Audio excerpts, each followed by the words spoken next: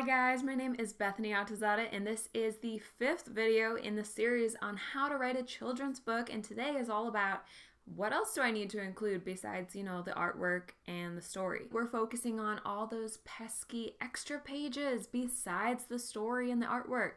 So like your copyrights page, title page, author page, dedication or acknowledgements page, and maybe even a page with all the other books that you've written. We're going to talk about it all. Out of all those pages that I mentioned, I do think that everybody should have a title page and a copyrights page for sure. It's just a professional thing to include, and it is a standard throughout the industry. The other pages are actually not standard for the industry, so you can kind of do whatever floats your boat here, and it might actually depend on your page count and whether you need to add pages or subtract pages. Let's talk about this real quick. If you're publishing on CreateSpace, for example, the print-on-demand company that I use, then you actually are required to have a minimum of, I think it is 24 pages. Also, you will have a certain number of pages, I think it's like 24 to 36 or something like that, where it all costs the same to print, so you have kind of a little bit of wiggle room. So your page count may actually have a heavy influence on whether or not you decide to include some of these extra pages. Maybe you don't have a lot of pages and you'd like to get a couple more to get in that 24 and above range. Or maybe your book's kind of long and you're like, heck no, I need to get rid of stuff.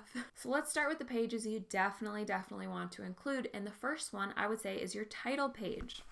I'm going to flash a picture on the screen of a sneak peek of the Confident Corgi's title page. First industry standard on your title page is to use the exact same fonts as your cover. So the same font, about the same size, and obviously the same words. So it's like the same as the front cover, but without that front cover picture. The other thing that I have noticed that is unique to children's books, I believe, every single title page that I looked at had a different bit of cover art. Even if it was just a slight change from the front cover, they included artwork that was unique to the title page. I feel like the reason for doing this is super obvious. Number one, kids love art. The more art, the better. If possible, put art on every single page, and that was my goal. And then the second reason that I can see is simply that you are paying for a color book. Why not put color on every single page? And that can include your font if you'd so choose. Okay, now let's talk about the copyrights page, and I'm gonna flash a picture of the copyrights page for the Corgi book again. So typically a copyrights page will lead with the title of the book,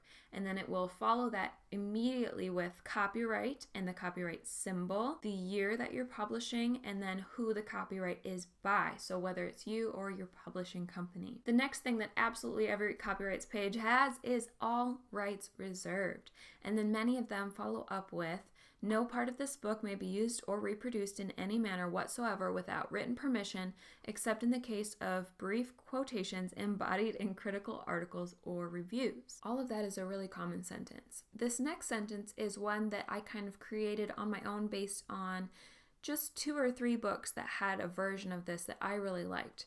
And it says, "Thank you for buying an authorized edition of this book and for complying with copyright laws by not reproducing, scanning, or distributing any part of it in any form without permission.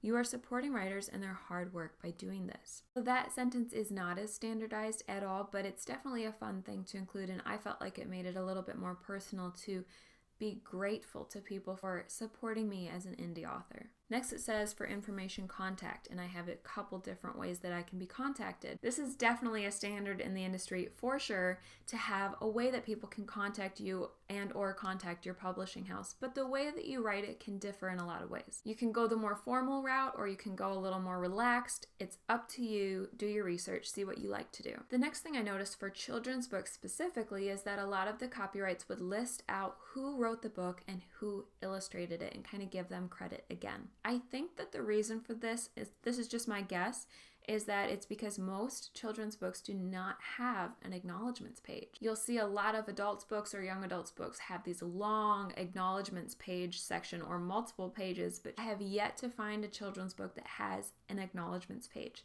I have found probably 40-ish% that have a dedication, but often they would include it on the copyrights page. And when I say dedication, I mean just a simple line like, for husband and children, or dedicated to so-and-so. Very short and sweet, and very, very often included at the top of the copyrights page. This is definitely a tangent from copyrights, but if you're going to kind of stick with the industry standards, I would say don't do an acknowledgements page. And if you do decide to do a dedication, which is really cool, then you can either do it on its own page and keep it really short and sweet, or you can put it at the top of the copyrights page and use kind of a more exciting font, a little bit bigger, maybe some color to it, and do the dedication at the top of your copyrights page. Here's a really cute example. You'll have the copyrights here, and then you'll have the little dedication in another font and a little bit brighter and more eye-catching. And they had both the illustrator and the author. And then if you want to put it on its own page, here's an example of where they are on their own page, where you have the copyrights here, and then you have the dedication on this side. And again, it's both the illustrator and the author who have a dedication. So that's kind of a whole tangent about the acknowledgements page and the dedication page, and kind of the summary of it is that you can definitely do a dedication on its own page or with the copyrights, or skip it. That's more of a whatever works for you. But coming back to the copyrights page, again, the reason that I mentioned all that is because it does seem to be common to give credit to the writer and the illustrator on the copyrights page, most likely because of the lack of acknowledgements pages. And the next thing that I'll mention, which is not on my copyrights page, is another personal preference thing that I noticed different books did in many different ways. And that is that you can include how the artwork was created. For example, the illustrations in this book were done on, I don't even know how to say this word, gouache, Gouache, on Arch's 140-pound cold-press watercolor paper. The text type was set in P.T. Barnum. The display type was set in Rootin' Tootin'. I'm going to show you guys this if I can. So you get the idea. That's a personal preference if you want to include how the artwork was created. So that was something that I left out because, I don't know, it seemed pretty obvious to me that I used real pictures of Penny and I made them cartoons. The next thing that I included was my ISBN number, and this is a 100% standard for a copyrights page to include your ISBN number. A little side note, if you have more than one format of your book, you will need more than one ISBN number. You need a different ISBN number for every different format. So I have an ISBN for my paperback, and I have an ISBN for my ebook. And if you had a hardcover, you would need one for that as well. ISBN just stands for your International Standard Book Number, and it is this guy right here. And it's just a 13-digit number that is used as a unique identifier for your book. So if you're selling a book, you have to have one. When I get to my video on how to actually publish your book, I'm going to talk more about ISBN numbers, because you can choose to use a free one from CreateSpace, or you can choose to buy your own. That's a whole nother topic. We'll go into that later. But this video is getting long, so we're moving on. The next thing I included is pretty common but not required, and that is that the Library of Congress cataloging in publication data is available. The next thing is printed in the United States of America. A lot of children's books, almost all of them said where they were printed, and a lot of them were in China. But this is, I think, a personal preference. You don't have to include it, but it's just nice to include. The more information, the better. Okay, this next one is the countdown. A lot of people don't know what the heck this is in there for.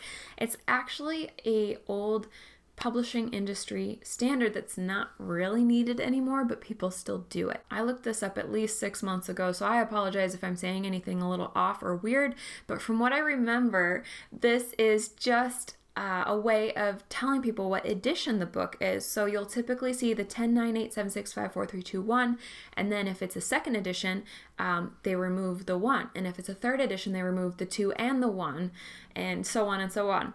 So it's an old-fashioned way of saying what edition the book is. However, most people don't know that, so I chose to also include right below that first edition and the month and year that it was published. Okay, and last but not least, you'll notice that I have artwork on my copyrights page, and you might have also noticed I had it on my title page, and that is because something I noticed across the board throughout all the children's books I looked at is that whenever possible, they have artwork on the page. You guys, the logic for this is so simple.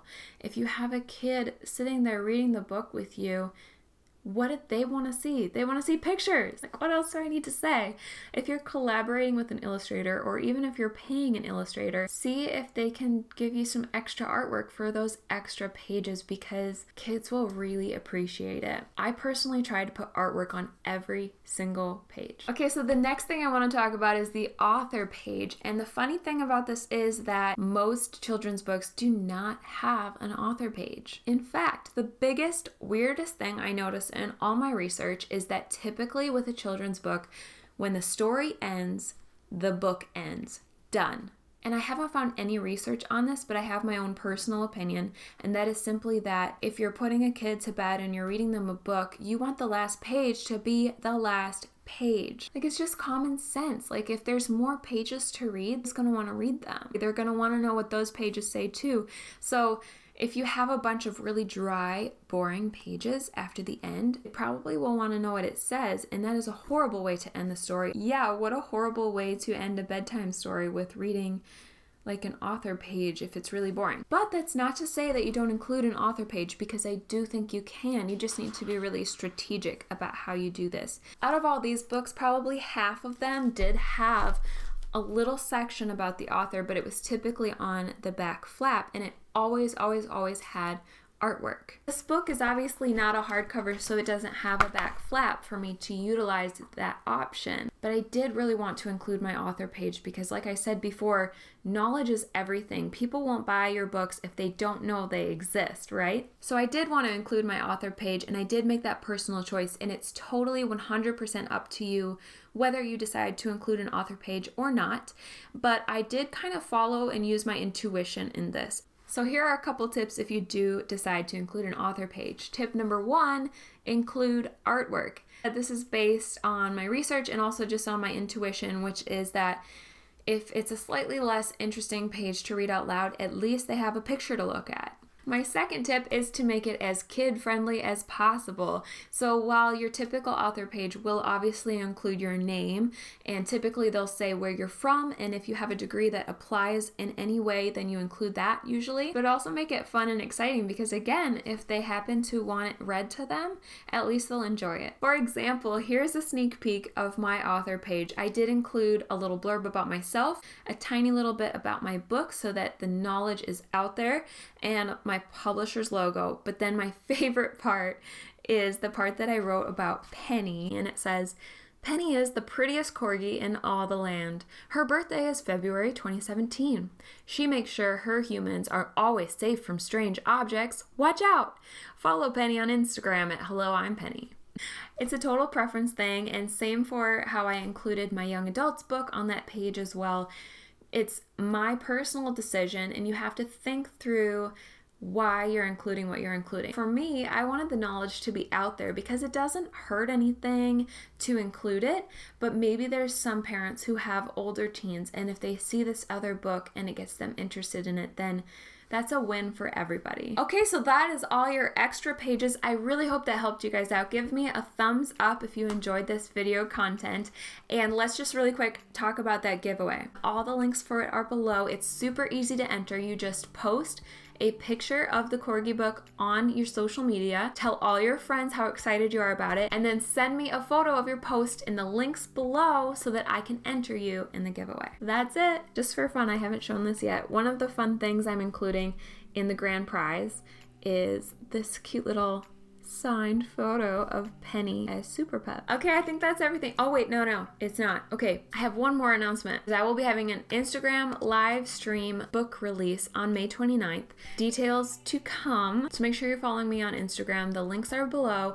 That live release is going to be super fun. I'm going to have a live reading, so you're going to see a sneak peek of the inside of the book, the whole inside of the book, and then I'm going to be answering anybody's questions that you have. We're going to be able to have it like actual discussion and chat about the book. I'm going to announce the giveaway winner, super exciting, and I'm going to have a lot of other fun little freebies that are only available at the live streaming. But I'll definitely make sure to post the live streaming here on YouTube as well so that you can view how the book release went on the day of. I can't wait. I'm nervous and excited. And okay, I'll talk to you guys again later. I hope you're having an awesome day. I'll see you tomorrow. Bye!